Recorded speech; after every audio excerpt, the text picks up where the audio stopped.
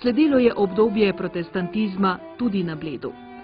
Sloviti junak iz turških bojev baron Herbert Auersperg-Turjaški, ki je leta 1558 nasledil Krage, je bil izredno naklonjen protestantizmu, zato je bil Bled v času njegovega zakupništva eno najmočnejših oporišč nove vere v naših krajih. Na Bled je prišel tudi Primož Trubar. Moj lik, katerega vidite, predstavlja Trubarja in veliko veselje in čast mi je, da lahko spregovorim o njegovih besedah nekaj misli.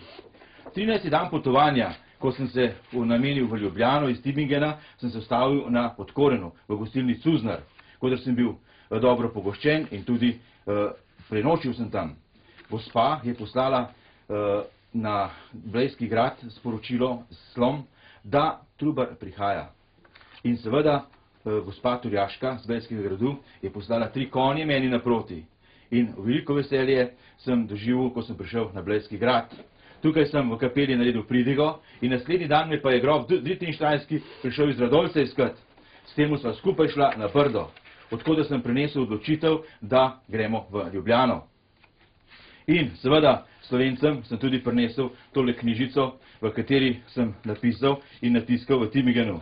Ljubi Slovenci, vam je potrebno ta F naučiti in navaditi ta H po pollaško, kolikor ti Nemci CH in v ta V, ta full F izreči in v ta L zlasti debelo po bezišku izreči. Tako boste naš slovenski jezik prav lahko brali in opisali. In Slovenci smo se to tudi naučili. Po mnogih pripetljajih, zapiranjih globah in kaznih, izgonih in celo oboroženih konfrontacijah so protireformacijske komisije leta 1590 izkoreninile protestantizem, ko so bile z blejskega gospostva izgnane zadnje protestantske družine.